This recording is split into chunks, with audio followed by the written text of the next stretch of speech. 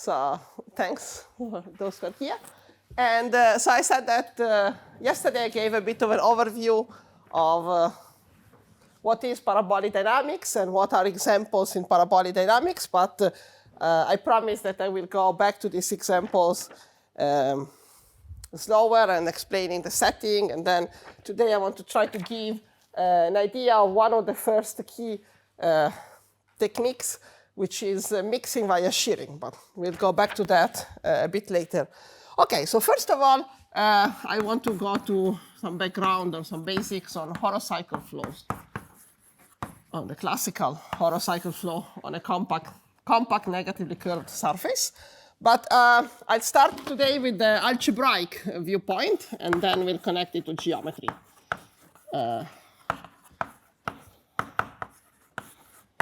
So this is called the algebraic or homogeneous dynamics point of view from. So, OK, so we are going to look at SL2R. So these are just 2 by 2 matrices with real entries determinant 1. A, B, C, D are real, and the determinant is 1.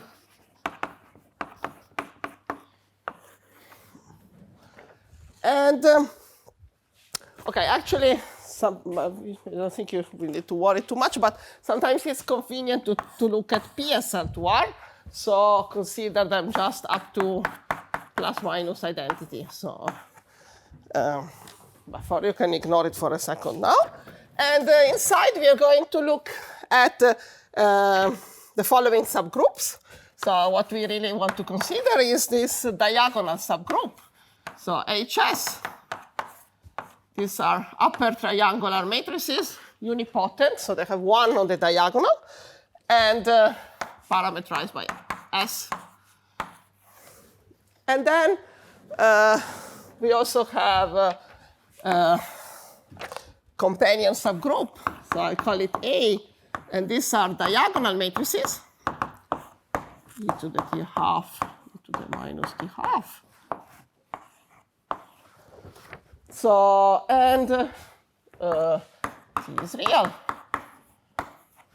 And this will correspond to our horocycle and geodesic flow from the algebraic viewpoint. But sometimes it's, so we're going to work only with these two. But it's also useful to remember that if you want to generate PSL2R, which has dimension 3, we need to add a third subgroup. And you can take, classical ones you can take rotations. You can take r theta. And it's called K because it's compact. And this is cosine, sine, minus sine, cosine.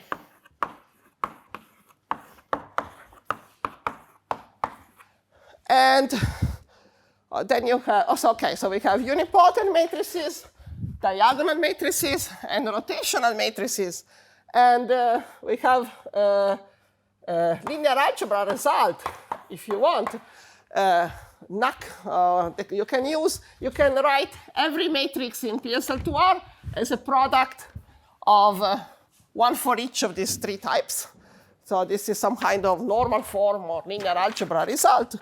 Or if you prefer, you can also add the other unipotent. So this I will call it only n, but we could call it n plus. And together, it comes with n minus, which are HS minus. So these are triangular, but lower triangular. So it's 1, 0, S, 1. S in R. And, OK, so then we can take discrete subgroup of SL2R and consider the quotient, so as a space.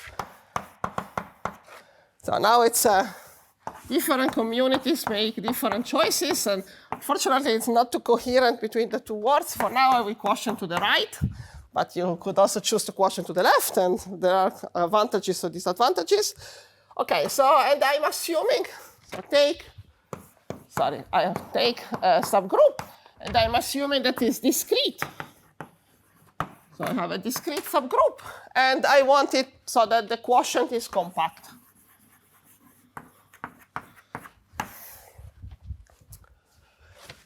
Okay, and then maybe I just need to put this up already. Good. And so this will be my space. And as dynamical systems, I will take the subgroups that I have above, the first and the second. And so I will use them to, so let me just call GR is this the diagonal matrices as a one parameter family. So act on X by left multiplication.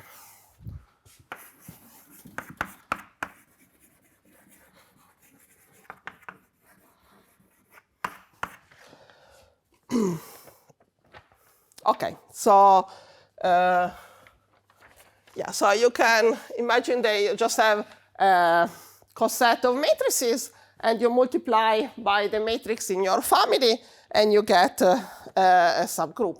And similarly, HR, HS, S in S, S in R. And so they give you a flow on the space X. And I claim that I'm going to call now GR and HR a geodesic flow and horocycle flow. And now I want to reconnect them with what we saw yesterday. Yesterday we saw a purely geometric description. So I want to now show how they correspond to the classical, the other geometric picture. But before I do that, let me record for later use a key relation. And this relation will be crucial today. And it's crucial in many properties of the geodesic flow. And it's the following. I hope I didn't got the signs wrong, but we'll see.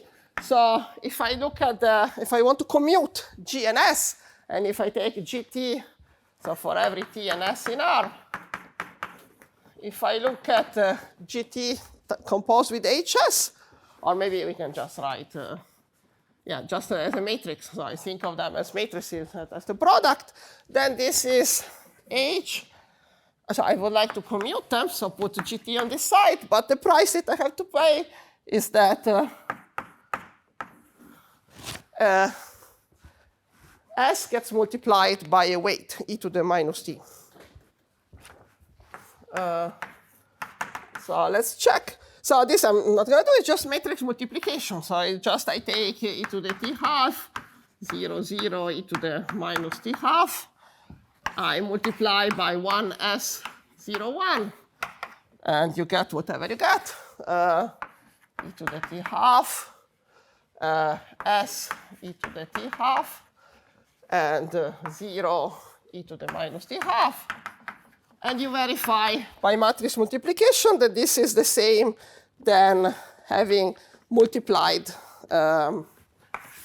Actually, did I put the sign wrong or not? With the plus or with the minus? No, because in my note I put with the plus. Let's check then. Let's check. 0, 1. And then we have e to the t half, e to the minus t half. So if I multiply, these two are fine, and this diagonal one, I get e to the t half times e to the minus t half. So it's with the plus. Okay? Yeah. Good. So have you met this relation? Who has seen this relation sometimes in their life? Yes. Most people actually have. Good. Okay, so we'll keep it for a second and come back to, maybe I will already say something now. So from this relation, this is related to what I was saying yesterday at some point.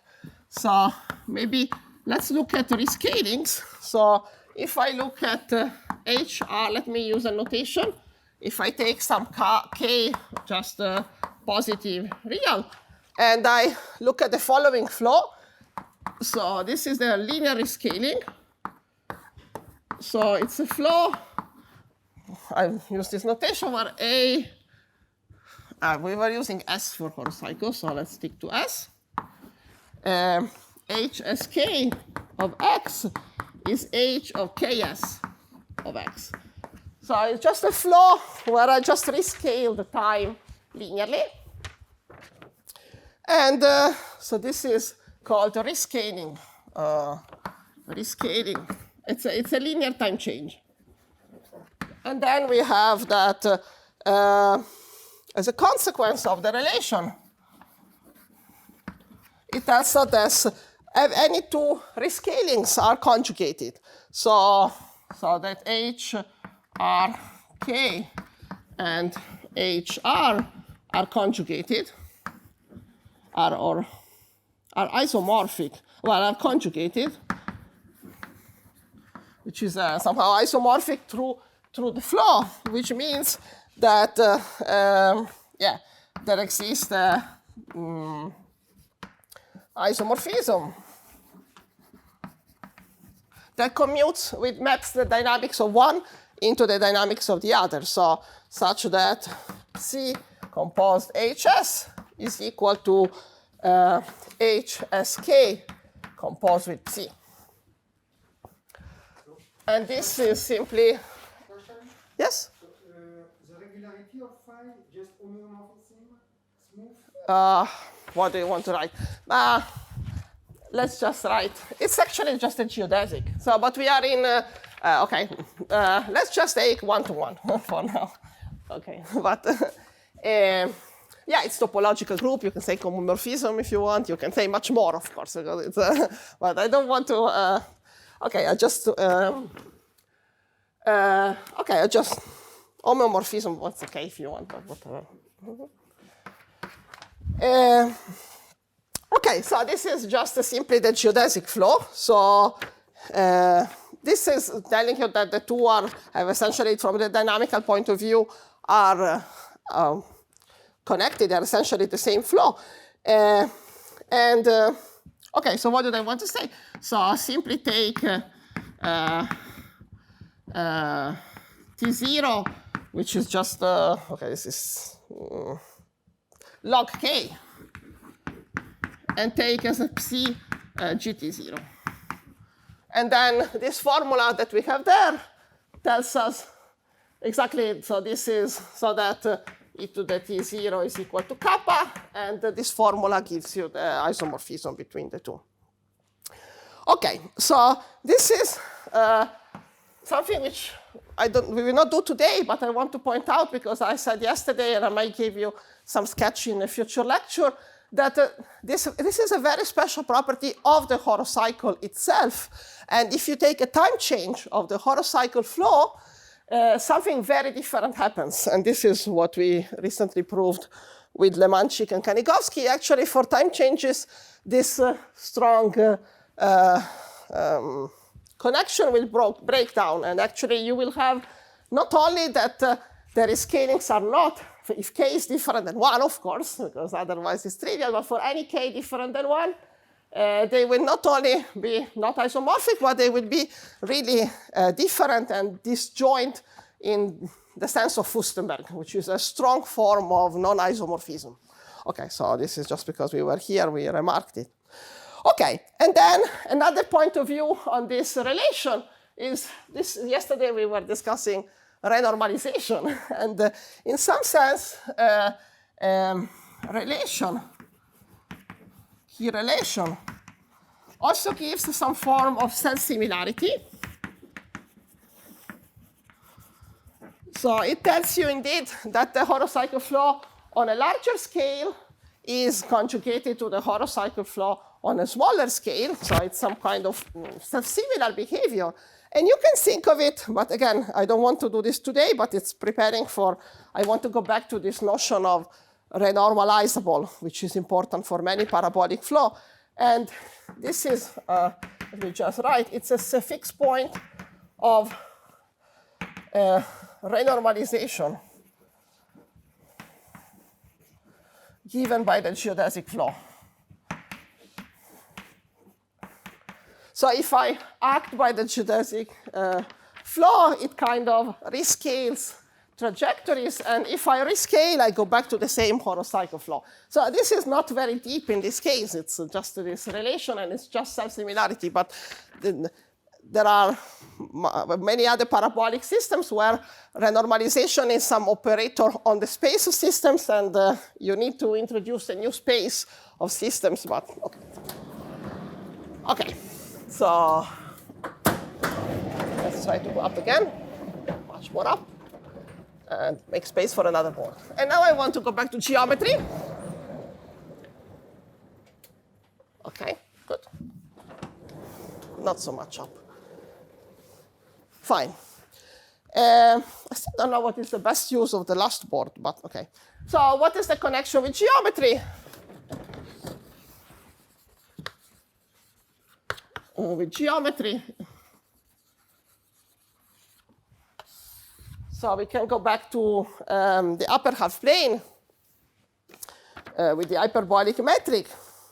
So again, now we go back to H. These are x, y, which is x plus iy. You can think it of C or R2 with positive upper half plane. And you have the hyperbolic metric.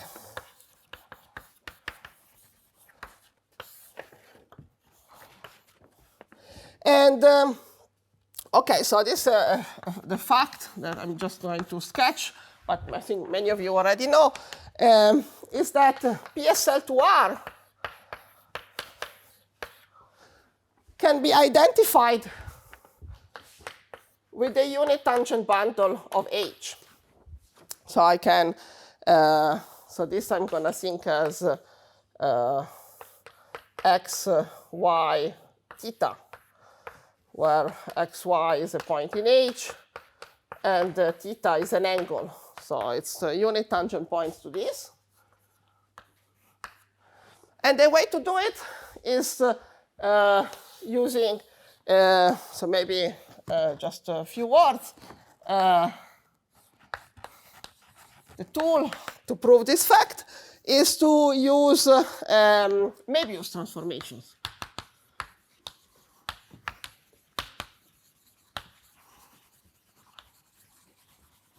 Okay.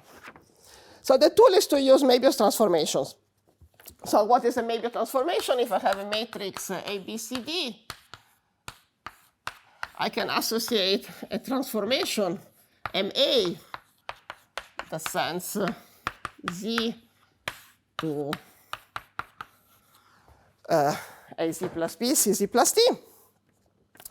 And so Möbius transformations are quite common. So who has seen Möbius transformation in their life? Everybody. Okay. And you've seen that they act, PSL2R act faithfully and transitively on the upper half plane. So maybe today I'm going too slowly. So actually, what you can do is essentially identify, so you fix a reference point. You can fix Z0, theta 0, or I don't know, maybe V0, let's call it for the unit tangent vector. For example, you can take the point I with the unit, so you can fix I and point up with I. So this is Z0 and this is V0. And then you can map phi maps PSL2R to T1 of H by sending a matrix into the point MA of I, and the derivative of MA acting on the I sort of as a unit, and maybe let's write it V0 as a unit vector, maybe I write Z0, and this will be a point in the unit tangent bundle. And doing like this, you can reach every other point. And again, I'm in the wrong board. So Yeah, so maybe I'll erase the first part.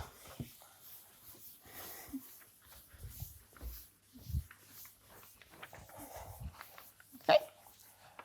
So, and when you do this identification, then you can check. But again, this will take for granted. But let me just say it.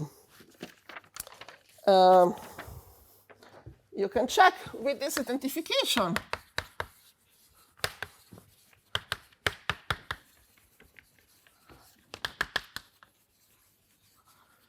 With this identification, then we have that if I look at geodesics, so GT, so let me call X, so small x belongs to X, and X was PSL to R mod gamma. So if I look at a geodesic, so an orbit of this geodesic flow, okay, it's in the unit tangent bundle, so I have to describe what it does in the space and in terms of unit tangent vector. And I claim that you get these semicircles, which are orthogonal to the axis, and with the unit tangent vectors to them. So as I move in this one parameter family of matrices, in this identification, I'm moving along the geodesic, along this semicircle, and moving the tangent vector to be tangent. So this is a geodesic for the hyperbolic metric. And this is the geodesic flow. So it's a flow on the unit tangent bundle where I also follow the geodesic and the tangent space. So the geodesic can be all of this semicircle and also vertical lines. And this you can check by hand. If you start at I pointing up, you can check that you really get just a straight line. This is easy to check.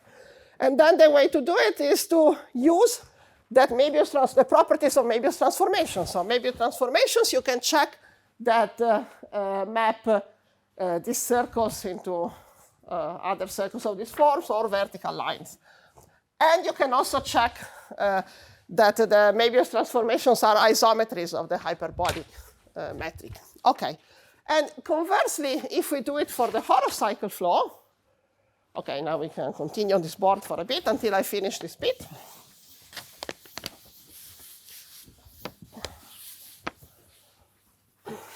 Okay, so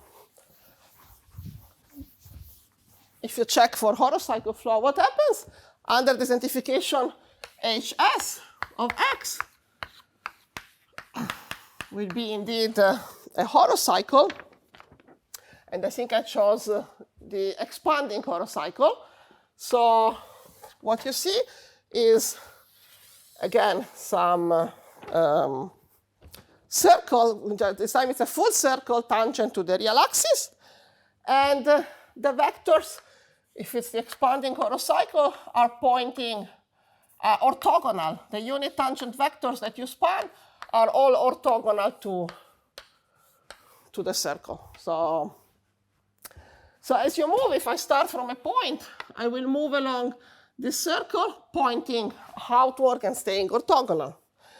And what else? Yes, on the other hand, if I had chosen the other SH minus, the other horosphere, then this would have given me, maybe we do it in yellow not to have the same color, this would have also given me geometrically this circle, but this time with pointing inward vectors.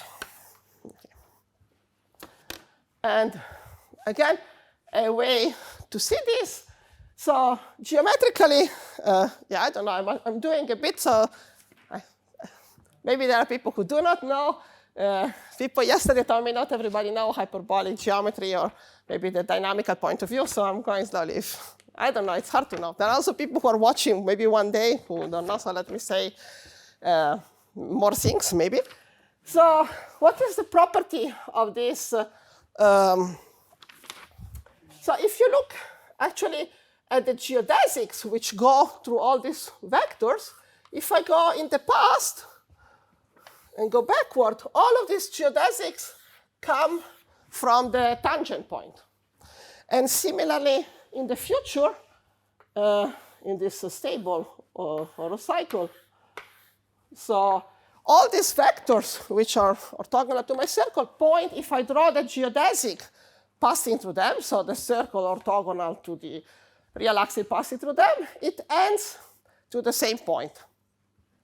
And this is somehow dynamically the crucial link between horocycle flow and geodesic flow.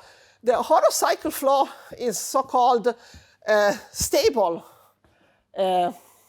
manifold, or strong stable manifold, or strong unstable manifold for the geodesic flow. So if you remember yesterday, we said the geodesic flow is the main example of a hyperbolic flow. So it has hyperbolic flows. We didn't define them, but they have directions where they expand exponentially and directions where they contract exponentially. And these directions of contraction is really given by this stable horocycle. So all this, you move, if you take two different points, this is the opposite of sensitive dependence. So this is, if I take 2 points which depart on the same horocycle, actually they get exponentially close. And instead, if I take them on this other one, they get exponentially far. So in some sense, the sensitive dependence of the geodesic flow, you can see it because most points will diverge, but there are still some exceptional direction when, for sensitive dependence, we don't need every 2 points. We need only, here most points diverge, but if you choose them very carefully, they will converge. Okay. And what else did I want to say? And there's another horocycle, which is maybe like before that we have a vertical line. Here we can also have horizontal line pointing up or down. Okay. There's this one, or there could be the other one in the other family. Okay. And did I want to need anything else before we? No, okay, I want to move to shearing now. And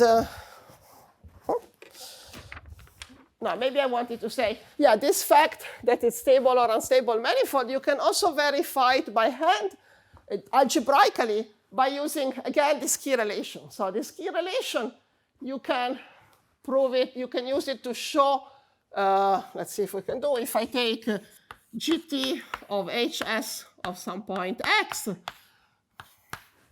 this is h of et. I should have done with the other one. So if you do the same with the h minus, you will get a minus in the, so maybe let's do it with h minus, and then you have a minus here, minus s, gt of x.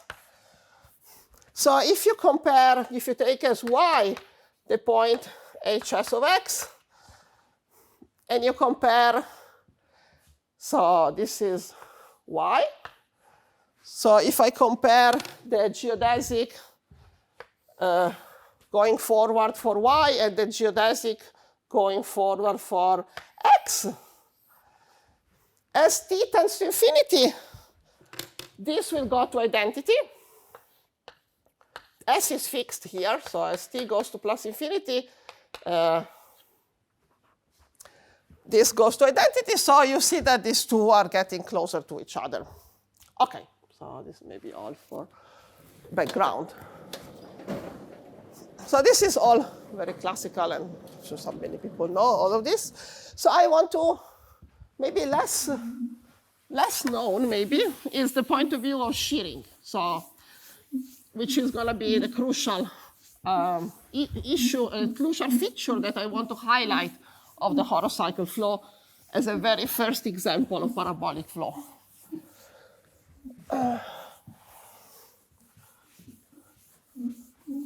Here you have two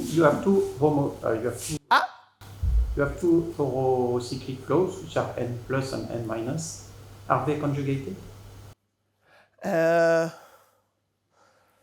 they? No. No, how can, no, so, no, the only thing you can do, you can reverse time. So if you flow backward in time, then there is an inversion of time which will exchange the role of stable or unstable. But there is you can reparameterize time and reverse it, and then they will switch role. But okay, so let me. What do I want to do?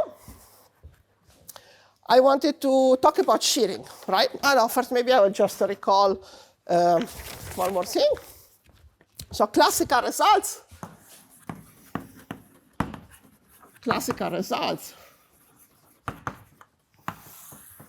Classical results are, first of all, the geodesic flow is ergodic. So yesterday we defined ergodicity as, no, maybe I need one more thing. Sorry, I'm not following my, okay. Maybe we have to say we have an invariant measure first. To do ergodic theory, we need an invariant measure. So you can take mu, again, there are 2 point of views. You can take the R measure for SL2R. So this is invariant under left or right multiplication. And so for both our subgroups, which are acting by left multiplication, it would be an invariant measure. And this corresponds in this geometric to hyperbolic volume when we use this identification. So it will correspond to hyperbolic area times just Lebesgue on the angle coordinate. So this is the natural invariant measure that we want to study. And now with respect to this invariant measure, we can ask the questions that we studied yesterday. We can ask whether we have ergodicity. So almost every trajectory is equidistributed. And classical is that geodesic flow is ergodic. And this is really one of the paradigm, so this was proven by Hopf, and it's this famous Hopf argument for ergodicity. So it's one of the first proofs of ergodicity, and it's a beautiful proof which has been extended in many ways in the future. And again, we are not doing hyperbolic dynamics, but somehow it's related to this property that we just saw, that the horocycles in the future, 2 points on the same horocycle converge, or in the past on this other horocycle converge. And you can use it to show that if you have an invariant function, it has to be constant everywhere. Okay, maybe we shouldn't say anything, because if I don't say it, I don't say it. Okay, but not only that, we can prove that this is mixing. And this is, okay, again, there are many proofs, but from the algebraic point of view, it's a Mottner phenomenon. So it's a much more general phenomenon about diagonal actions. Excuse me, you're talking about the flow on the whole hyperbolic plane or on the surface? Yes, we are thinking them of flows on the unit tangent bundle. Sorry, we are on a quotient by a discrete subgroup. So we have a unit tangent bundle of a compact hyperbolic surface with constant negative curvature. Okay, so when you're talking of ergodicity mixing, this is for the surface, for the flow, for the flows. For the flow. So it's so everything you have to leave on. So the flow, to do ergodic theory, we need a flow. And so you're right. So first of all, just to define a flow, we need the tangent vector. So we need to be on the unit tangent bundle, because otherwise you don't know where to go. If I just give you a point, you don't know where to flow. But if I give you a point and the direction, you flow. Okay, so this, when you're in dynamics, you always think of the unit tangent bundle of your surface as a space. Yes, but a compact surface. What he meant is that mu is a measure on PSL2R modulo gamma. Okay. No, you're right. So you're right. So induced by this on the quotient. you're right. So you have to say, yeah, I don't want to, to do this, but you're right. You have to see, you have to induce a measure on the quotient, and it's important that you have a discrete group. And yeah, no, you're right, absolutely. Yes, okay. And then we have some mixing, we also know. And the other thing is the horocycle flow, on the other hand. We also know, oh, sorry, let me just say, this I don't want to prove, so I want to, this one I will use today. It's not only ergodic, but it's uniquely ergodic. And let me tell you, uniquely ergodic. So this is a result by Fustenberg. And uniquely ergodic, yesterday we defined ergodic as mu almost every orbit is equidistributed. And this is a stronger form. So for every x, the orbit of S is equidistributed with respect to mu.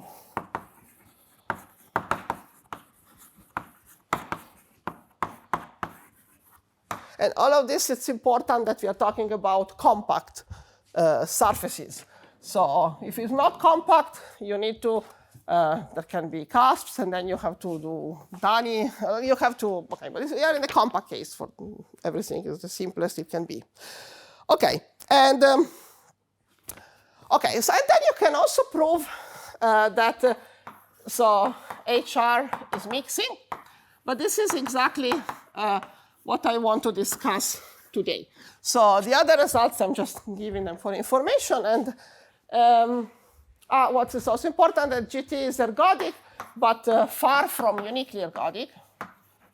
So this is one of the important differences between geodesics and horocycle. The horocycle is uniquely ergodic, but here the geodesic has plenty of periodic orbits. You can easily build periodic orbits, and every time you have a periodic orbit, you can build an invariant measure. And this uniquely ergodic actually is equivalent to there exists a unique invariant measure, so only mu. So somehow the geodesic is very far from being uniquely ergodic. Okay. Okay, so now we go to shearing.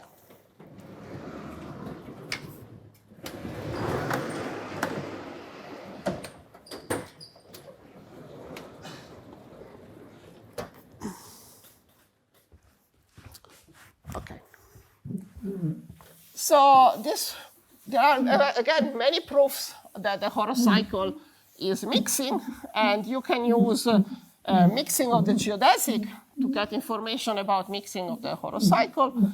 And you can also, again, prove much finer and deeper properties of the geodesic. You can study, again, spectral properties, and we mentioned yesterday. Okay. But for today, we stay on mixing. So, but as I said, these algebraic methods are not very robust in the sense that if you want to generalize this algebraic setting, even just to negative curvature, or if you want to go to time changes, that is what we want to do today, these proofs are too rigid in some sense. But what I want to explain today is an intuition which goes back actually to Marcus already. So Marcus gave a proof. I forgot to check the year. So it's in Annals, and maybe, but it's an old paper. Maybe if I find it. Yeah, so ergodic properties, it's Annals 77, so we are very old.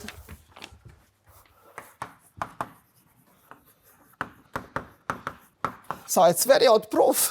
First of all, Marcus is also well known because just after this paper, he also proved that the horocycle flow is not only mixing, but mixing of all orders, which is about the decay of correlation, not for two, but for a pair. Also, if you don't take two functions, but n functions for any n, you can also define the multi-correlation, and the multi-correlations also decay in the case of the horocycle flow. And you call this decay of multi-correlations of mean zero L2 observables, mixing of all orders. And we may go back to mixing of all orders next week, because it's related to, in these parabolic flows, shearing, and actually a quantitative form of shearing, which is called the Ratner property, can also be used to improve from mixing to mixing of all orders. So it's a topic that I want to cover a little bit later. So Marcus proved many things, but in this paper, he was interested in having a softer proof of mixing. And okay, so he proves the mixing. So maybe let me write it like this. He gives a more geometric proof of mixing. More geometric proof of mixing.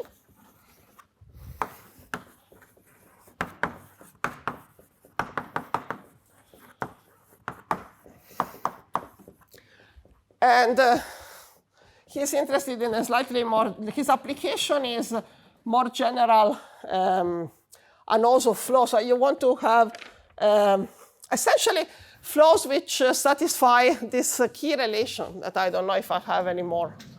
Where do I have it? What is it? Okay, the key relation is gone. Too bad. Okay. So if you have an anodes flow which has a stable, unstable, one-dimensional stable, unstable, then you can also define you can parameterize this one-dimensional stable and unstable and find a suitable parameterization.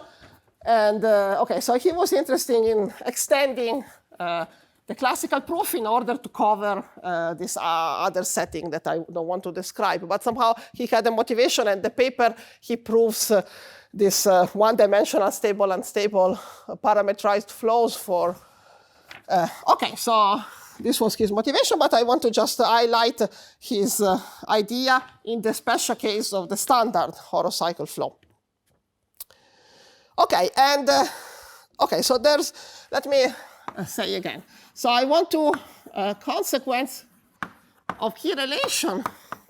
There are two consequences of the key relation. And one of it is expansion of horocycle, one of it is shearing. So let me go back to what we already saw. So one consequence of the key relation is that if I take one horocycle, so maybe I should write it again.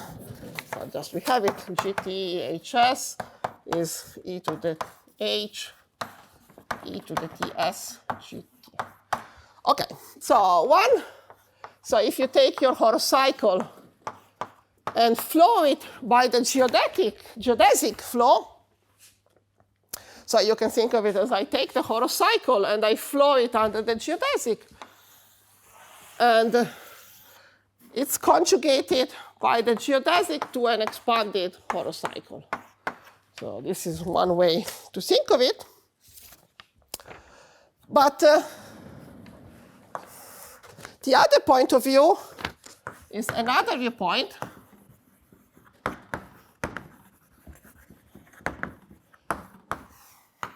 So here I was taking a horocycle and pushing it, and now I want to do another thing. I want to take a piece of a geodesic arc. I want a piece of a geodesic trajectory and push it by the horocycle and see what happens. So another viewpoint is take a geodesic arc. So I'll call it gamma gt times x. 0 less than t less than sigma. So this is a piece of a geodesic. And I'm going to flow the geodesic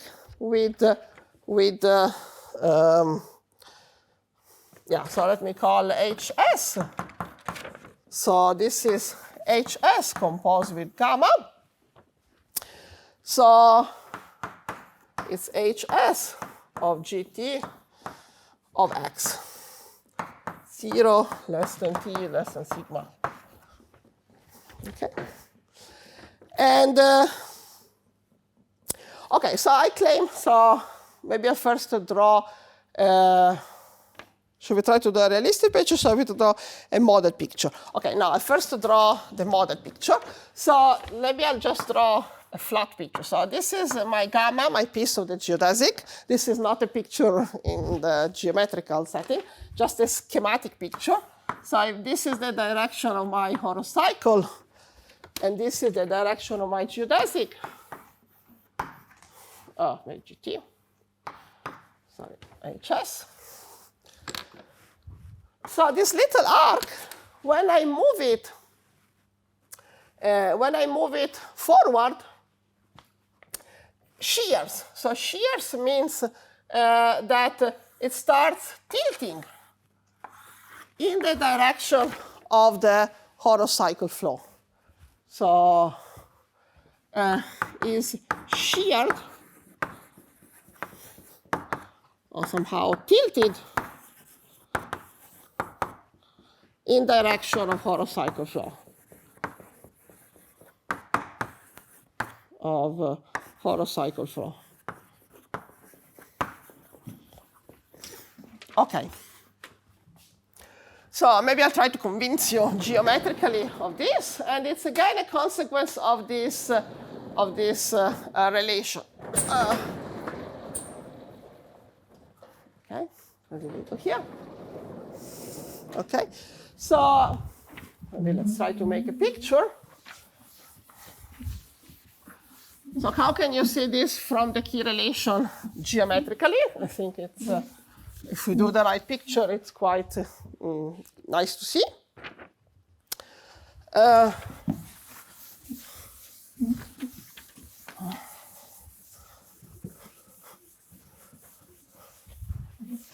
Okay. Okay, so geometrically, maybe we do a picture which is like this. So if I take a piece of horocycle of length s, and I flow by geodesic, we already saw that this gives me a piece of horocycle. I need another color. It gives me a piece of horocycle of length e to the t times s. So maybe not t, but I should write sigma. So I'm looking at the geodesic of length sigma. So here I apply g sigma. So this is x, and this is g sigma of x. And this is hs of x, and this is g sigma of hs of x. Okay. So now I think of, so this is the picture that we already know, that we saw before, that we expand. And but if I take just this geodesic as my geodesic, and my geodesic arc, and I push the geodesic by the horocycle flow at a fixed s. So if I want to move by a fixed s, so okay, I start moving, but you see, I go much slower on this side and much faster on this side. So if I start moving, so what's happening that if I just go to, so this is bigger. So if I go to s, I covered less on this side. So I want to say that when I get to s, I'm behind in this. So yeah, somehow, yeah. So I'm shearing more and more behind, because when I go to time s here, I'm at a time s which is less than the e to the sigma s that I have here. So you can kind of see shearing appearing from this picture. And okay, so let's see what I want to say next. So I want to, maybe I want, no, it's too early for the break. I wanted to change. Let me see what is the best way to go. Yeah, so somehow maybe I want to make a detour. Okay, so the detour is the following. So this is somehow a key idea. Key idea in parabolic dynamics.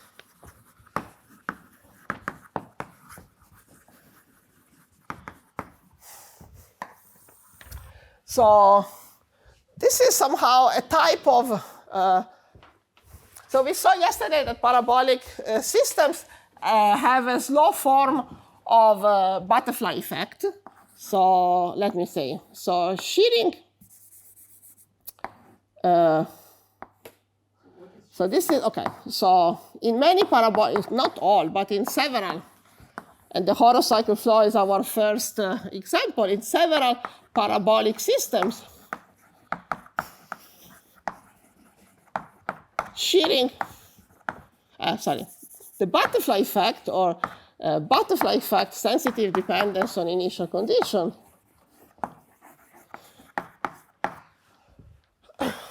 butterfly effect happens in a special way.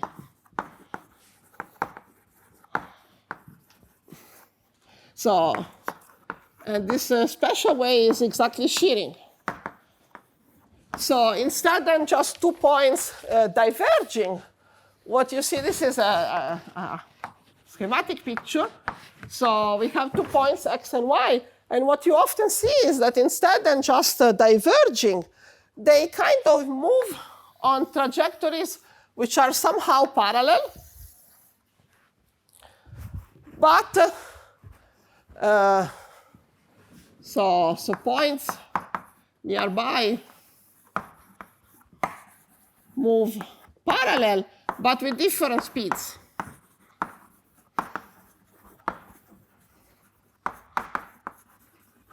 So again, it's exactly what we saw over here.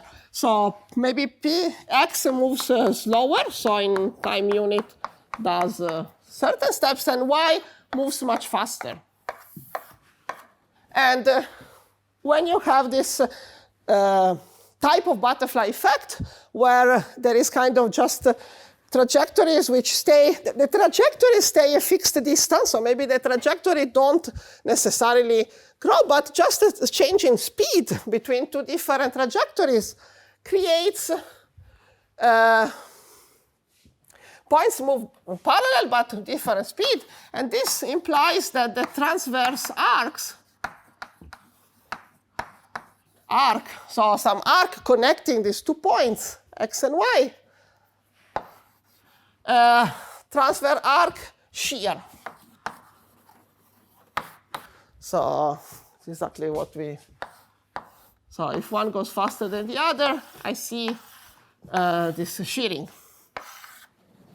And this is somehow exactly what was happening in this picture here.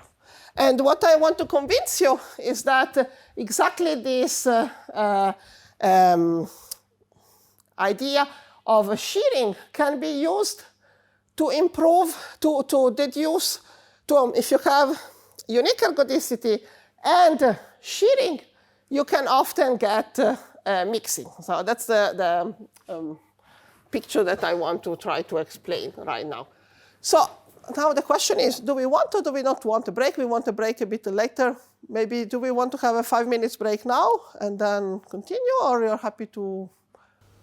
No. I think when it's convenient for you, but Huh? when it is convenient for you to stop, Yeah. to stop if it, No, but maybe let's have a 5 minutes break now. Okay, good. What did I want to say? So, okay, so I want to I go back to Marcus' proof and then to time changes. But before I start, I want to explain the idea that, okay, so I already put, okay.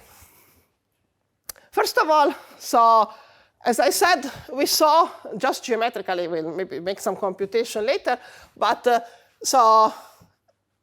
we have this picture of shearing, that you have some arc, in this case it's the geodesic arc, that when I push it via the flow that I want to study, the horocycle flow, shears in the direction of the flow. And intermezzo, so I'm doing intermezzo now. The intermezzo is that this is one case of this picture, but this picture is very common. So there are many other examples of parabolic system, and maybe list some at the end, where you see this picture, where you see that there are some transverse arcs that when you push them by the flow you want to study, shear.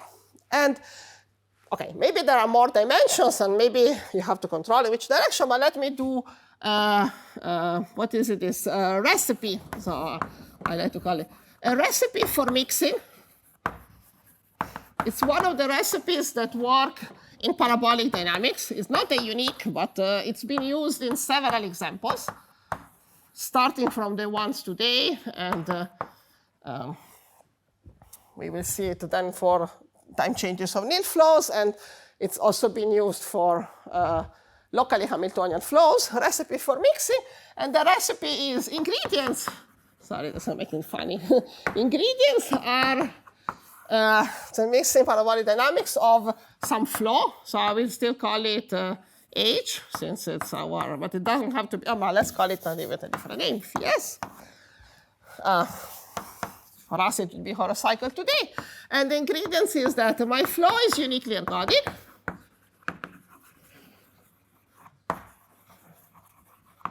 And it's a vague, but I think it's an important idea to highlight abstractly. The flow is uniquely ergodic, and there exists some transverse, I'm going to be a bit vague, but we'll see it better. There exists a transverse direction which is sheared in the direction of the flow. And this is the extra bit which is important now. Again, if the space is higher dimensional, maybe you have to control the direction in which the shear happens. But in our case, there's not so much space. So if we have these arcs in our case, the flow is the horocycle, the transverse direction is the geodesic, and when I push it, it shears in the direction of the horocycle flow itself. And if you have these two, the conclusion is mixing. So let me just explain the idea of this.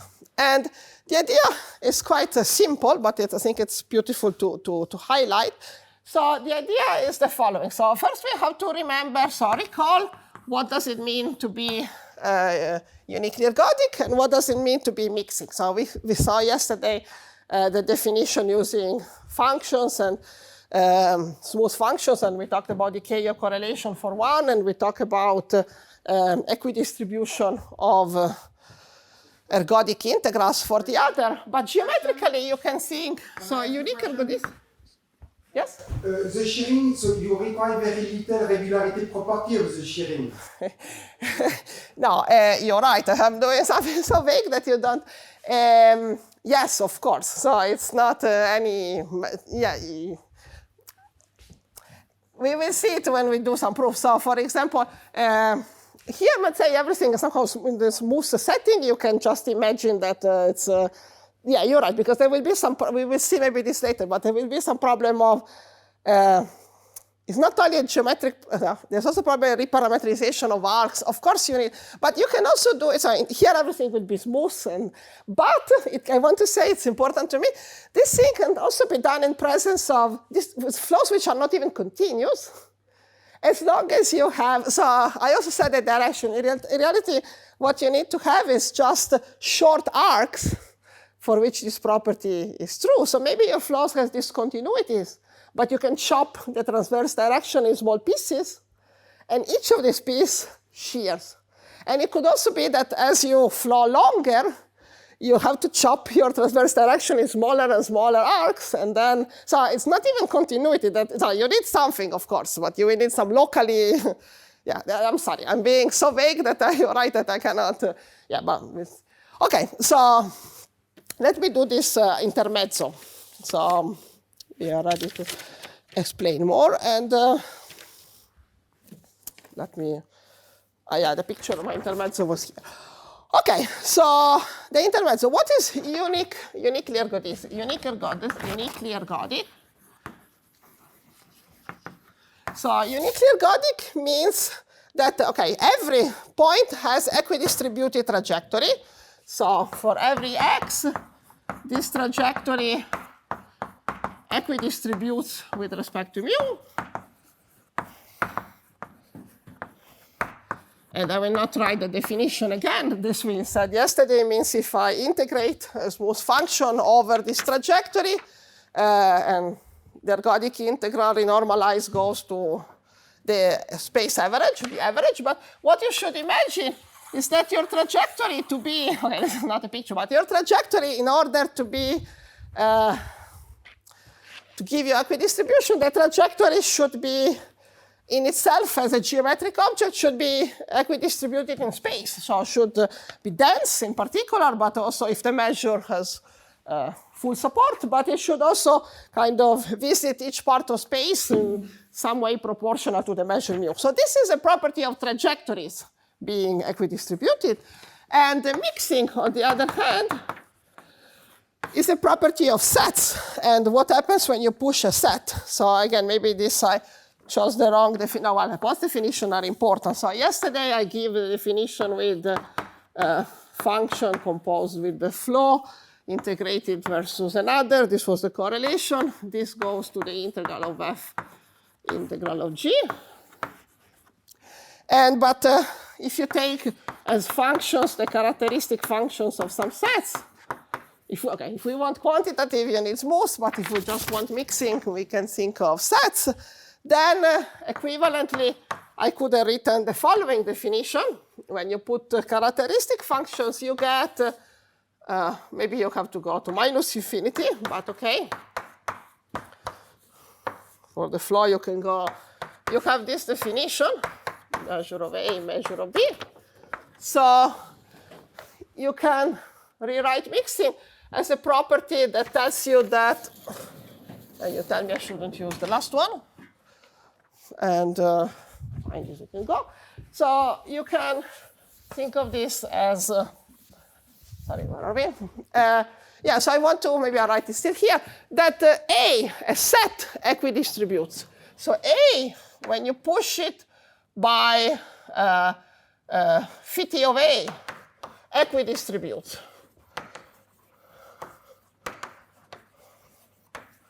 As it equidistributes as t grows. So one is a property of an orbit being equidistributed, and the other is a property of a set. As I push it under my flow, it spreads and mixes, so equidistribute with respect to the measure. And the idea is that shearing allows to transfer from information about equidistributed trajectory, we can upgrade it to sets. So the idea of the recipe,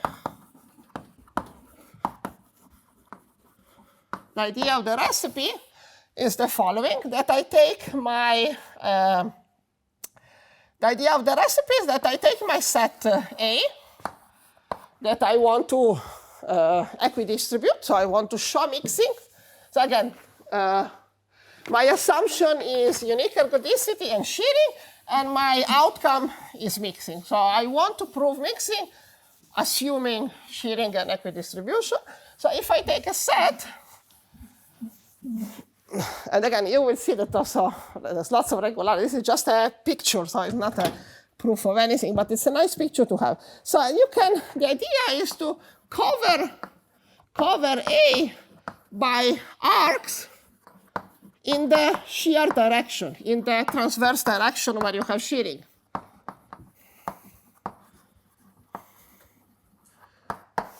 And but I'm going to draw something like this. But so if you don't have singularities, indeed, you can also take long arcs, but sometimes you need to chop your arcs in small arcs so that. OK, so you cover the set by small arcs. So call them gamma alpha, I don't know, some.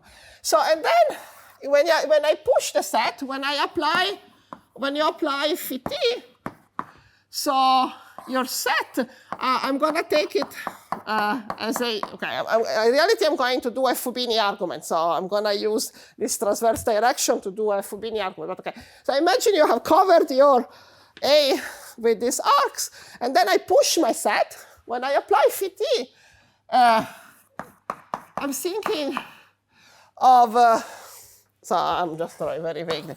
So this is some union of arcs, and phi t of A is the union of the flow image of each of them. So each of the single arcs is flown by my flow, and I'm not going to prove that the set equidistribute. I'm going to prove something much stronger. I'm going to prove that each arc by itself equidistributes. So each tiny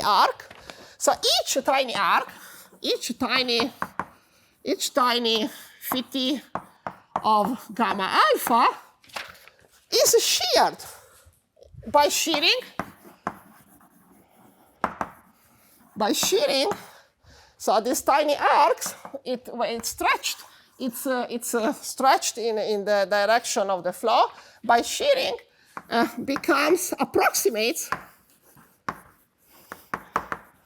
approximates a long trajectory of my flow.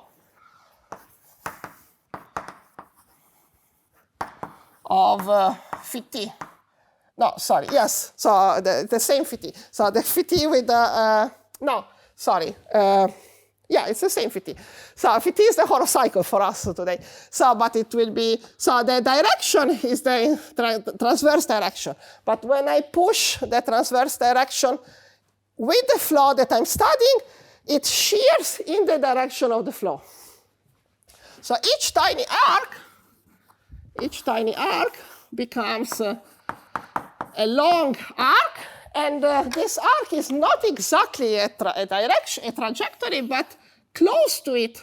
So if this is my initial point, close to it, there is the different E now, but it's close to a long trajectory of my uniquely ergodic flow.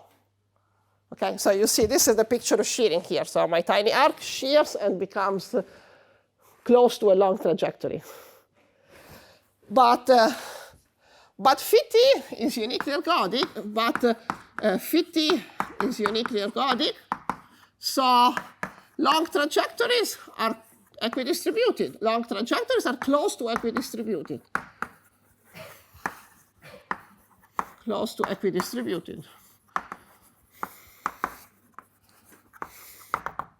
So you see, each piece by itself equidistributes. So again, one thing is just taking time, but this is a fixed time. When I apply this fixed time to each arc shears, and it becomes close to a long orbit, long trajectory. And the trajectory, because it's long, has time to equidistribute. And then you can kind of conclude by Fubini. So you can conclude by Fubini. Okay, this will try to do something more serious, but yeah. So then you can kind of do some Fubini argument to show that the whole set is equidistributed, because each little slice by itself equidistributes. Okay, I don't know how helpful this is, but now we go back to Marcus. Oh, careful to my fingers. Okay, so now let's go back to Marcus and to time changes next.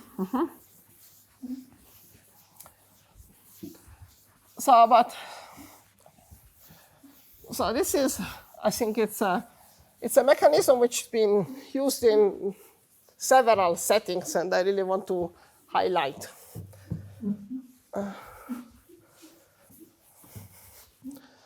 So back to Marcus. Yeah,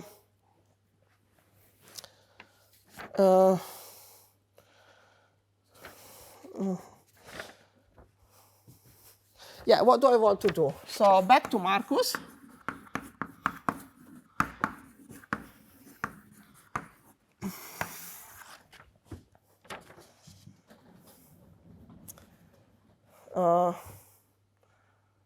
Do I want to do this or not?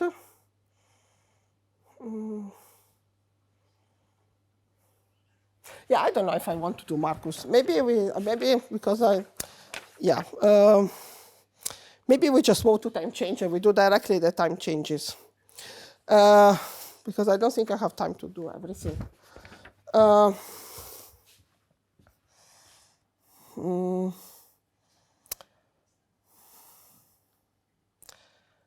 Not sure. No, let's go directly to time changes. It's maybe better. Okay. So, okay, let me do directly this a sketch for time changes. Okay, so time changes. Okay, so instead than just a horocycle flow, now I want to just discuss smooth time changes of the horocycle flow. So let me recall you what we said yesterday, that if I have a flow and a time change flow, a time change is a flow with the same trajectories in a different time parameterization. So what we said yesterday, actually I have to twist the relation that I wrote yesterday. I have to switch the role of th and h tilde to be consistent with what we use in our paper. So okay, maybe let me write it this way. So it's almost the same that we wrote yesterday, just that I called the tilde the other flow. So I have a flow h and a flow h tilde, and the one is related to the other by this function tau. So where tau goes from x to r to r. So yesterday I wrote this relation about time changes, but I didn't tell you anything about tau. So you want h to be a flow. So you want that when you flow for time t plus s, it's so we want that h of t plus s of x is ht of h s. Sorry. I want it this way. It's the opposite than last. I told you, I apologize, because I realized the other one is more natural to me, but I want to keep the, yeah, I know. I cannot change it because otherwise I get confused with everything. No, you're right. I said it's the opposite of what we did yesterday. But I'm seeing the original flow as a, well, whatever. Okay, so I want that when I flow up to, like flow from S, sorry. So this is just ht of hs of x. So I just wanted this is a flow, so I wanted to say that tau has to be a cocycle over this, has to be a cocycle over the flow h, which means that tau of x t plus s has to be tau of xt plus tau of h t of xs. Yeah, so this relation you need on tau in order for h to be a flow. And I want to describe, so we are going to look at smooth time changes. So tau will be smooth. And to parameterize time changes, I want to look at infinitesimal generator of this time change. So I want to look at the function alpha x, which is just the derivative of tau in dt.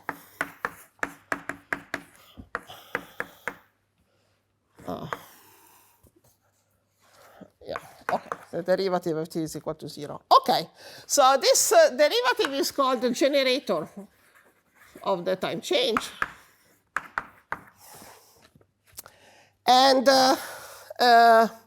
okay, so this is the generator, and this will be smooth time change means that this is a smooth function. So this is a function on my x, and it's a function 2r plus.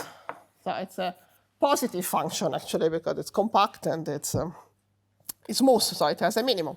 So okay, so moreover, what did I want to say? Yeah, so we are going to assume that this function has integral equal to 1. Yeah, this was the remark.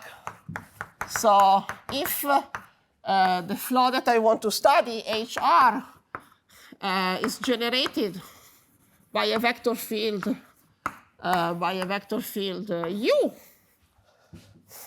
you can another way to think of this smooth time change in this case is that the vector field that generates the time change is the same in the same direction but has a different intensity. So if this is then HR tilde is generated by U alpha. So U alpha, which is 1 over alpha U. So the vector field is the same up to a scaling function, and the scaling is given by my function alpha. And it's important, it's not homogeneous. Does this derivative always exist? Here I'm back to the horocycle flow. Okay. So I'm in the side. This time changes of the horocycle flow. And they are always in this, I have to have of this form, given by a smooth function. Yeah. No, this is no. So the definition using just the tau as a cocycle is actually you can do it as a measurable time change. You can just have some metric space, and you just need measurable flow. And but if I want to be in a smooth time change setting, I need to be talking, of course, of something that I can differentiate. So I need, okay, generated and, okay, so this is in the smooth setting, you can just think of time changes. So if you have a flow generated by a vector field, the time change is just rescaling the amplitude of your vector field with a positive function. So, okay, and what did I want to say? So our flow HR preserves mu, and this yeah, maybe I want to call it. Okay, so let's write it like this: HR tilde preserves. There's also the invariant volume. You have also to rescale it. So it preserves mu alpha, which is just alpha times mu. And this is, again, something that one can verify. So the time change is, again, measure preserving.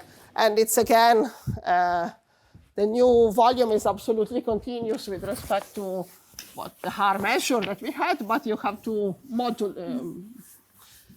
modulate it or rescale it. OK. And so you can use this alpha to describe your time change. And this alpha will play a role in the shearing computations that we want to do. OK, so where am I? OK, so if you want, so what we want to prove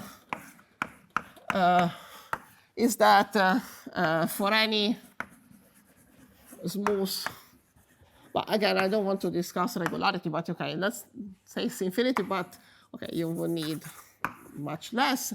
For any smooth alpha, I want to prove that this time change, so maybe I will call it a notation. I wanted to call it, yeah, should I put it there? So notation, I want to call H alpha R the time change given by alpha, the time change with generator alpha. So it's what I was calling tilde over there. So any time change alpha r of the horocycle flow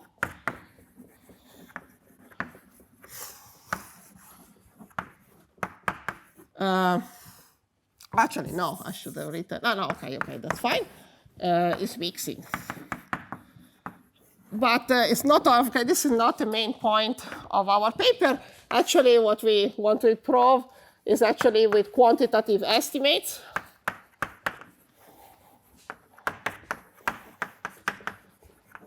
And it's some kind of polynomial estimates on the decay of correlation. And in the same work, we also study the spectrum, and we prove that it has Lebesgue spectrum. But this maybe will come later. And I can tell you. So this, okay. Good quantitative estimates also give you access to spectral measures, but this is upper level. So for now, I want to just explain mixing. Okay, so just a question about this theorem. Is this the horocycle flow for a surface of constant curvature?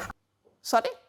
Is it the horocycle flow for a yes, surface of it's constant yes. curvature? Everything we were doing so far was compact quotient of the upper half plane with the by discrete group. So it's constant negative curvature, compact hyperbolic surface.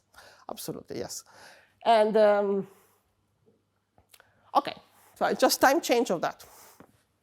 Smooth time change of that.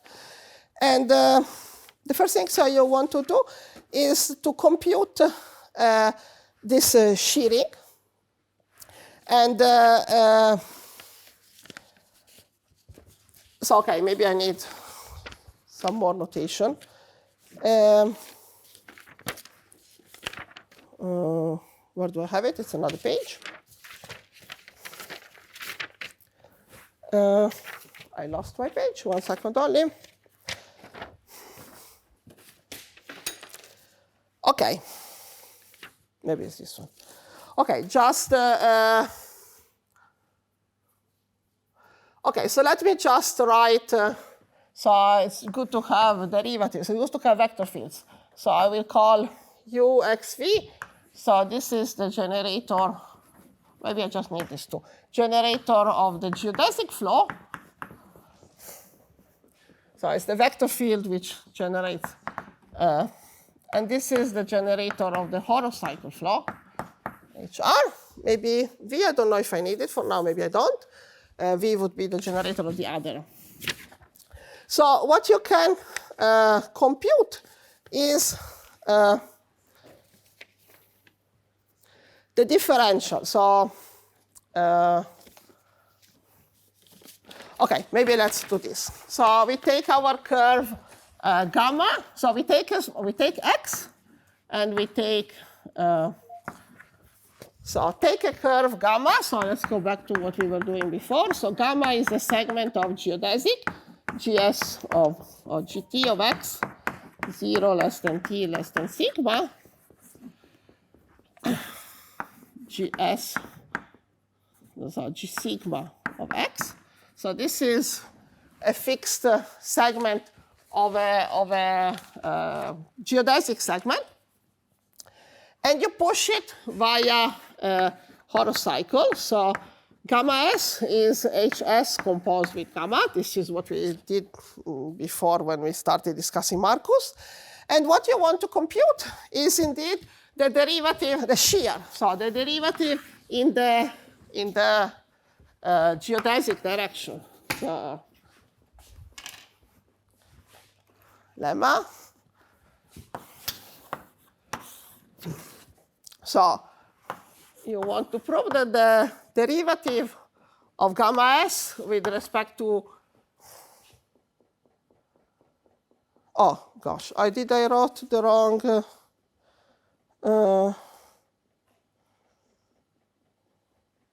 I think I changed the, Yeah, I changed the letters. I'm sorry. So I have to be careful what I write here. Why did I change the letters? Oh, no, this is very annoying.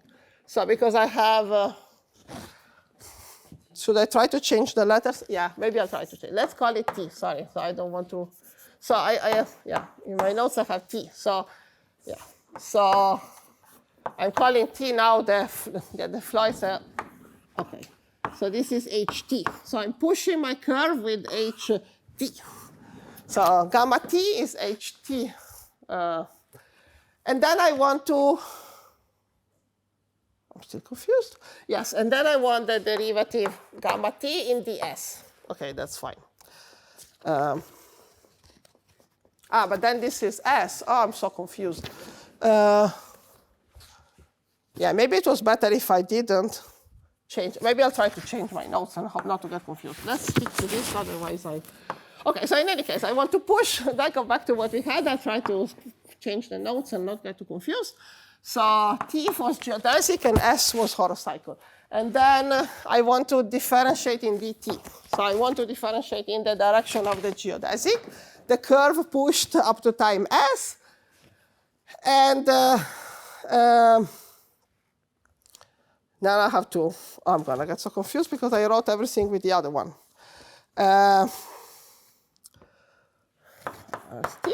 Okay, so, and this is a function of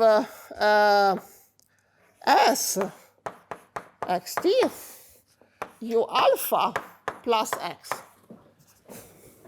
So, okay, so what I'm saying is that when I push the, when I look at derivative of this sheared curve, it has a component, so x is the direction of geodesic, and u alpha or u are the same direction, is the direction of the time change horocycle or the previous horocycle. So what I'm saying is that my curve has a component in the direction x and a component in the direction of the flow. But, so this one is constant. So when I shear, the component in this direction is constant, but the component in the direction of the flow is given by a function, and this function I want to write you what it is.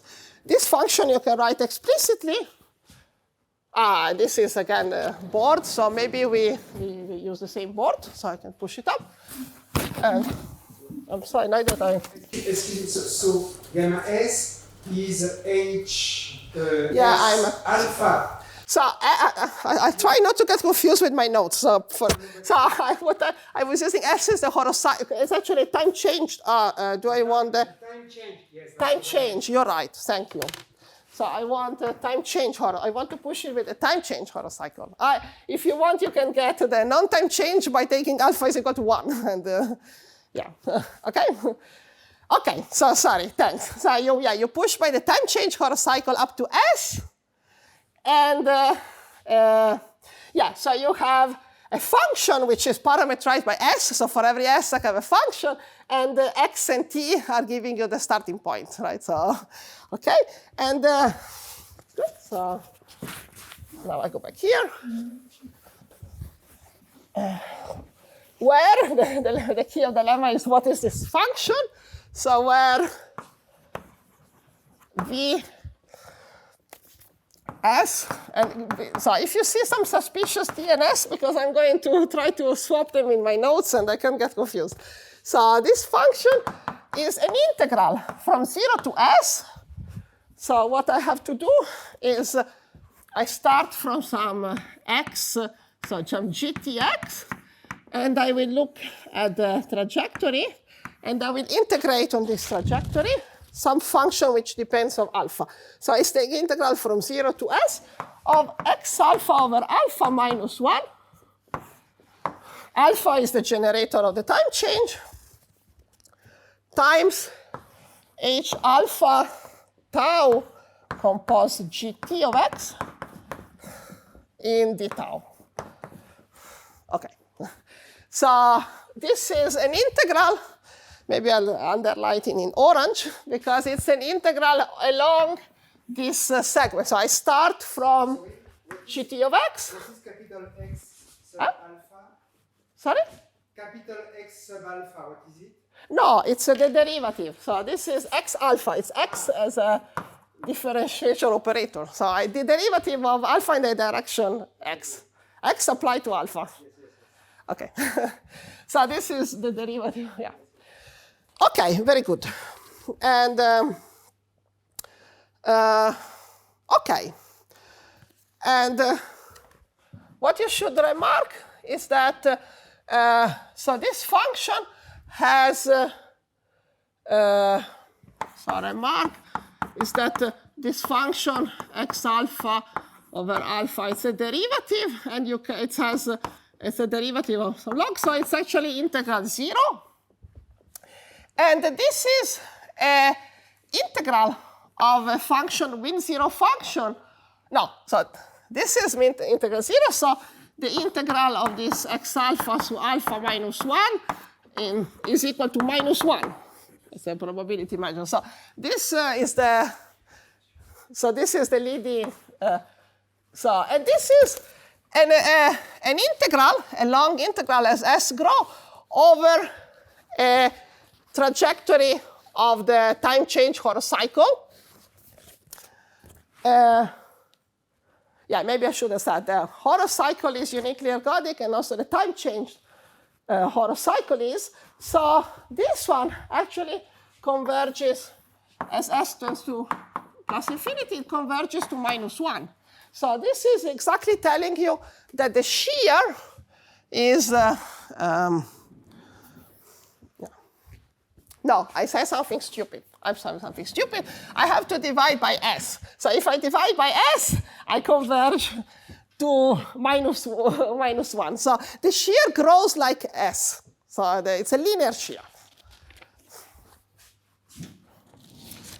So growing shear. Like s at time s. So this is, and to do this computation, so maybe I just want to say what you have to do, but I don't want to do the computation. But what you it's really a computation, and I want to say something. So a sketch, or maybe some words. So less than a sketch actually. So if I want to compute this, this is the s t. I have to compute what happens when I take the differential of my time change at s, and I apply to the vector field x of the horocycle. And this, so this you can compute using commutators. So this you can compute in some better Lie derivatives, or you can compute. And yeah, so what do I want to write? So maybe I had the formula for this. But the formula is essentially the same than what I had. But what I want to say is that the key relation is that if I look, if I look at u and x in the unperturbed flow, the commutator is u. But if I look at u alpha rescaled time change, this you can show that it's x alpha over alpha minus 1 times u alpha. So this is somehow this function x alpha over alpha minus 1 comes out by computing this commutator of the rescaled vector field. So this is not homogeneous, so it's it has this rescaled vector field. So this is in the On the first line, so you take the derivative at t is equal to 0, or is it capital X sorry. capital X evaluated at g At t is equal to or it is capital X 0. Yes, that's right. at t is equal to 0? Yes. Yes.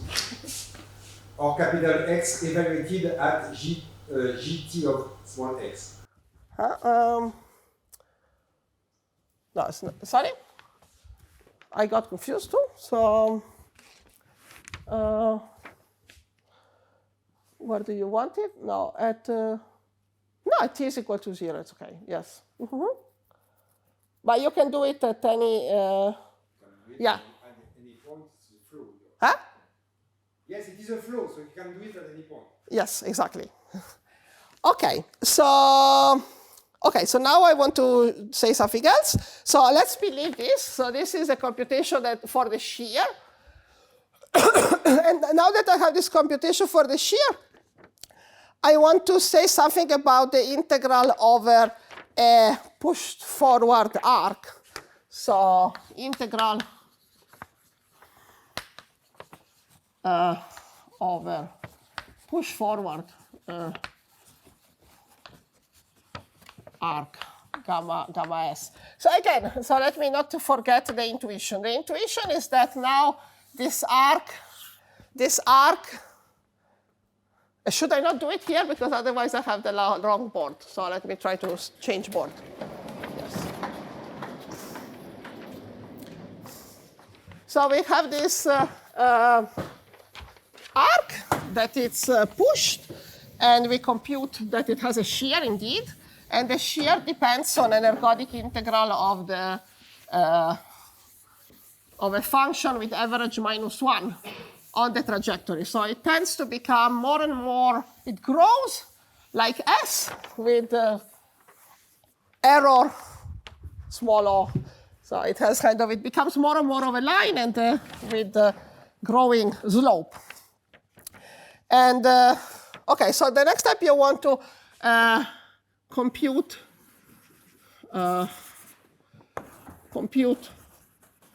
integrals over these arcs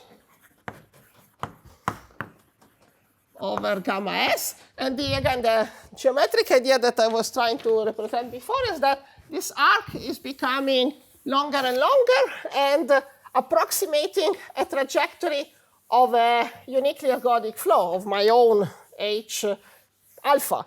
So I expect that when I integrate on this sheared arc, I'm going to get something which equidistributes. So this is the idea. And what do? I'm just, if I take now a function, smooth function from x, from my surface, from my space, then if I integrate it over my little arc, so if I look at the integral of f of ht alpha composed, now I have again to change s and t, sorry.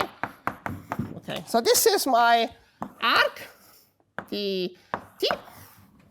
Yeah, this is my arc gamma s of t. So here I have 0 sigma, this is t, and this is up to s. So, okay. So I'm integrating over, so here again, this is the geodesic trajectory. This I push it by the time change flow up to s, and then I integrate over this pushed forward arc from 0 to sigma. Then I just want to add and subtract my vt over t. So let's see. I want to just add and subtract plus or minus vtx s over t times f ht alpha. This is so annoying. This is s in my, so annoying, I'm so sorry. hs composed gt of x. So I add this, this is also annoying. So I'm just writing it like this. So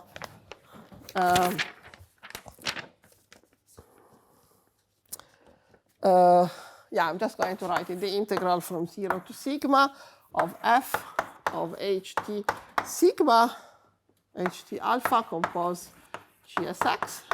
No, it's again. Okay, times vt xs over t. Vs s. Oh, so annoying. Okay, sorry.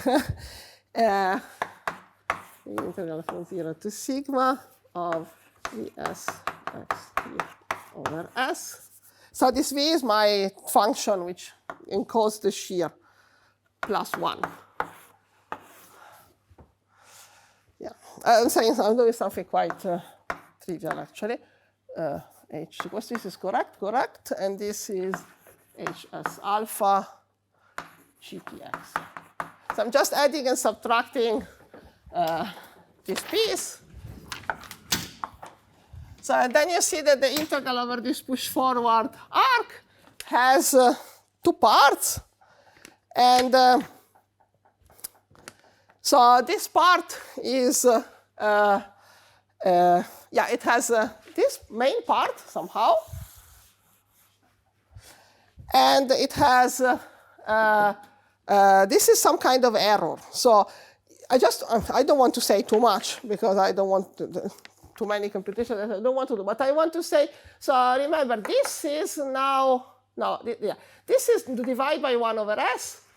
So this is really an ergodic integral over the trajectory.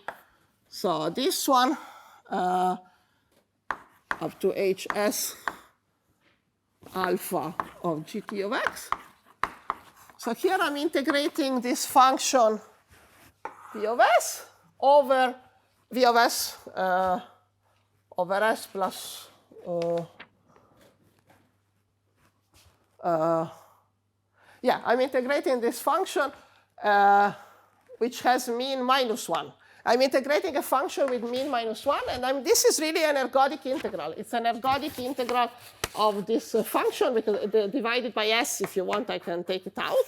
And so this is really converging by, this is going to minus 1, and so the whole term is going, of course you have to justify, but I just want to convince you that this term is disappearing. So it's going to 0 as s goes to infinity. So this is somehow an error term that you need to estimate. And the main part is this, this piece. And this piece, OK, so we write it like this. This piece, it's, I don't know if I can write it better. So this piece is actually 1 over s. There's a minus 1 over s. And it's the integral over this pushed curve gamma s of the function. You can write it like this. So you just want to take of your curve. I don't know if I have the derivative anymore. Do I have the derivative of my curve anymore? Probably not. So this U alpha is the dual base to alpha. So it's the one form such that it contracts to 1, and all the others, Ix U alpha hat is equal to 0, and it's equal to contraction of V is the other generator. Okay. So what I want to say that, this is an integral over a pushed arc, of which I want to look at only at the vertical component. So, OK. So now you need to say something about equidistribution of these arcs. And you can also say something quantitative about equidistribution of these arcs. So in which order I want to say 2 more things. So in which order do I do them? Maybe I do them in the other order.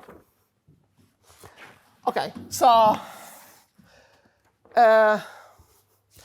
maybe let me say something before I come back to that in a second. So I want to say that this arc, what I want to say that this arc set equidistribute, so that this will go to the this is the error term, and this will go to the average of my function. But I first want to tell you about the last step. So the last step you can do. There's no Fubini in this case. There's no need to do. In the sketch before, I told you you can cut into arcs and do Fubini. And Marcus indeed does a Fubini by hand. But in this smooth setting, you can also do it by integration by parts. So let me show you why. I want to show you why this type of integrals enter in the K of correlations. So, okay, so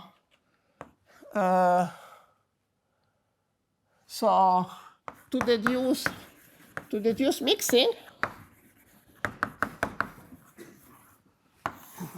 So to deduce mixing, you do the following trick. So first, let me just use the notation F composed with G in L2, the usual notation, scalar product in L2, F G of X mu. Okay, so what do you want to do?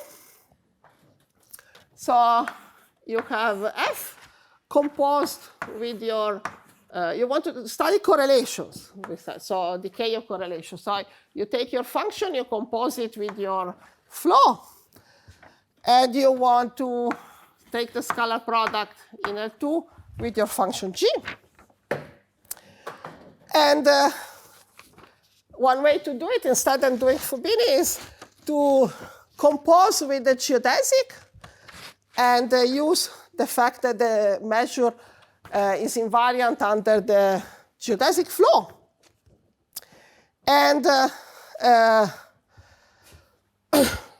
so I want to say that this is, so I want to write 1 over sigma integral from 0 to sigma of, I want to compose with the geodesic flow,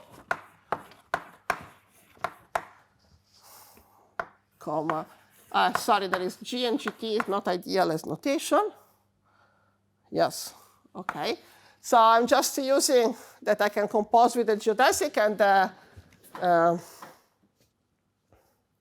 so this should be L2 of X mu alpha. So maybe here mu alpha. Now let's just write, it's the measure which is invariant. No, this is the standard measure because I want, but they are both, no, it's a standard measure. Okay. And then here, then you want to do integration by parts. So dot, integration by parts. And probably I don't have enough space. Yeah, maybe let me try to do something here. Let's try to do this. I think I'm running out of time. Okay. So this is, again, a computation, but you can, well, instead I'm just talking about Fubini, and you can really just use integration by parts here, and you get the following.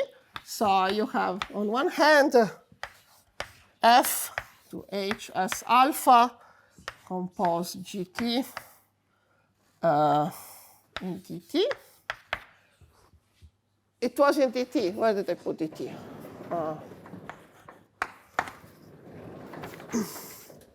And then G composed with G sigma minus 1 over sigma integral from 0 to sigma integral from 0 to big S of F H S alpha, and I hope I don't again confuse S with T, GT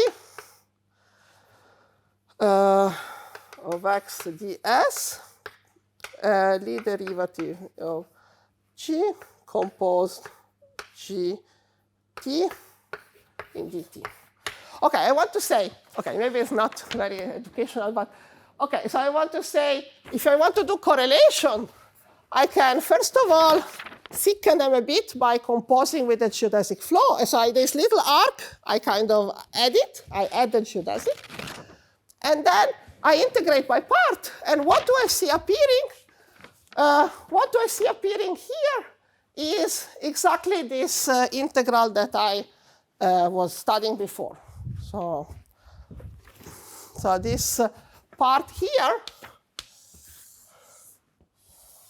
this is the integral that I was computing before, right? It's this integral on the push-forward arc.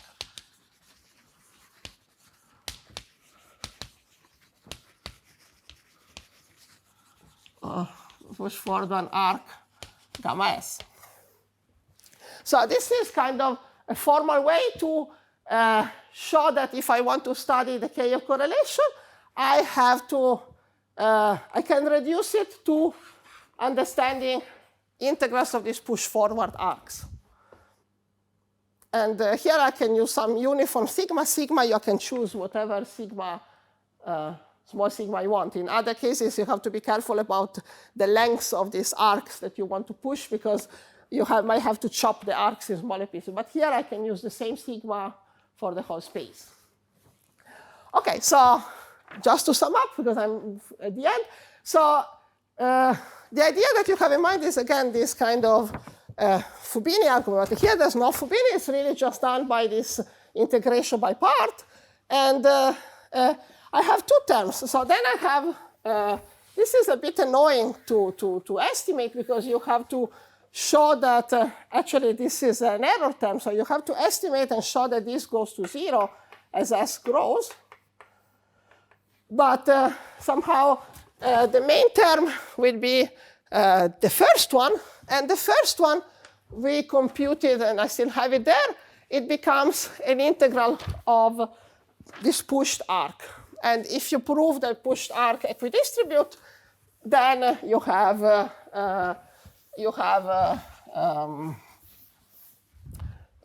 mixing. So if this integral goes to 0, this main term will go to 0, and or if the function r means 0. And this will also go to 0, because you can estimate it.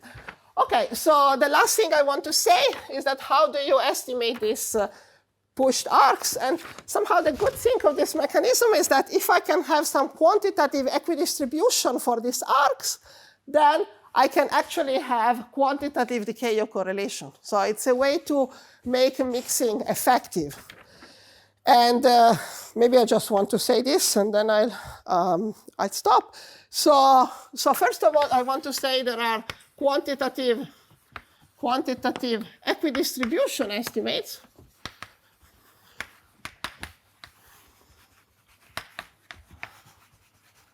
So by this I mean estimates. So we were talking yesterday of ergodic integrals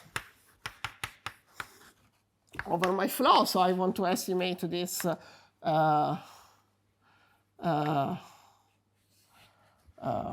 OK, f of h alpha s, big S. This is a big S. This is a small x, the s. So if I want to estimate these ergodic integrals, this has been done by, for the, OK, you want to OK, maybe I should put without alpha for a second.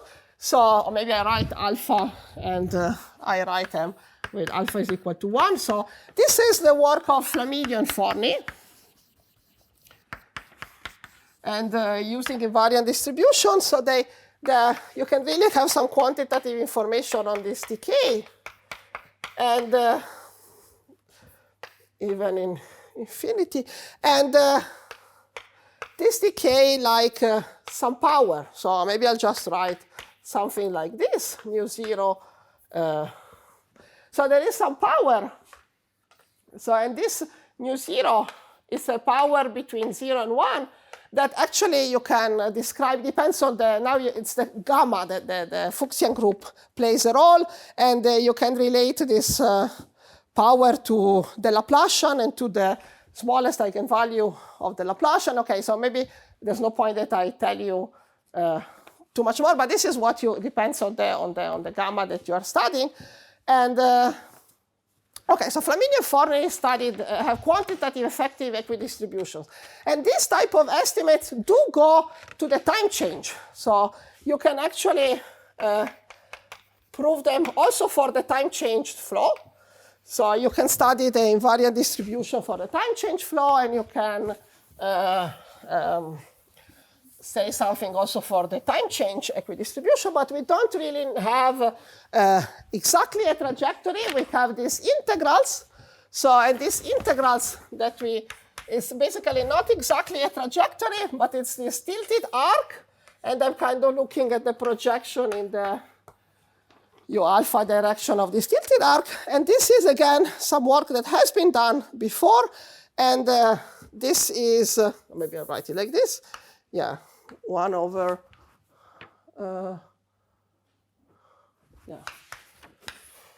gamma s f u alpha tilde. This has a similar estimates to what I wrote over there. So you can also estimate them with some polynomial kind of bounds of the similar form. So yeah, I'm just going to write,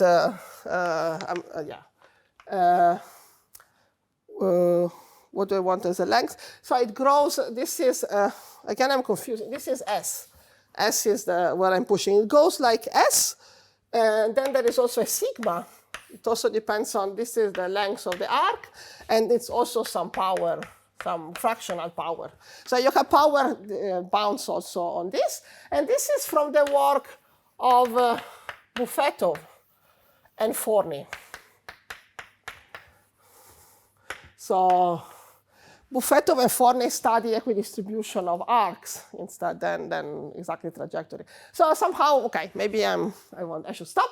So putting all together, you not only get mixing, but you get quantitative estimates on mixing. You can get power decay for mixing, and it all comes from this transferring information. So mixing can be deduced by shearing, and shearing allows to transfer, to deduce mixing from quantitative equidistribution of trajectories. Stop. Yeah, sorry, I think I went over time. Thanks. Yeah. Okay. Maybe I said too much. Yeah. Yeah.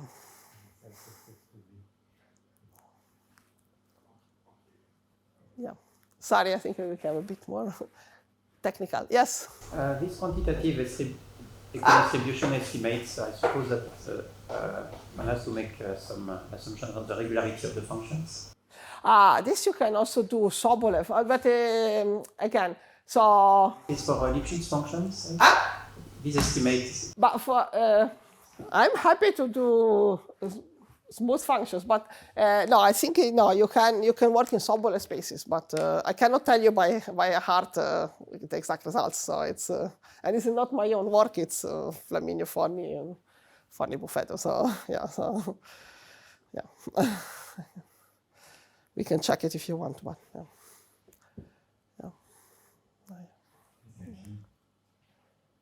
Okay, thank you, Corinna. So we meet again tomorrow morning at 10. Sorry? We meet again tomorrow morning at 10. Yes. Yes. So what I want to do tomorrow is actually, since this I got into more technical, but I hope at least you got the idea of this mixing machine. But I want to start again slowly with Heisenberg nil flow, so defining Heisenberg nil flow and seeing it as a special flow over skew product, and then I want to start doing time changes. But again, so the first part will be unconnected and elementary, and then we'll try to give some sketch. Again, this is another setting where we're going to use some mixing via shearing, but it's quite different. So what is uniformly parabolic? So it's this shear, you see, kind of goes, it's all the whole space, every point has the same behavior of the shearing. So whatever point I take, an arc, I will shear with the same strength and direction. So what we will see tomorrow, it's very different, because when we perturb this Heisenberg nil flow, we will have shear which is not uniform. And it's also not even in the same direction. So some parts shear in one direction, some parts shear in another. So it's very, very different. Yeah, it's always shearing, but here the shearing is very strong and very uniform in space. So it's, yeah.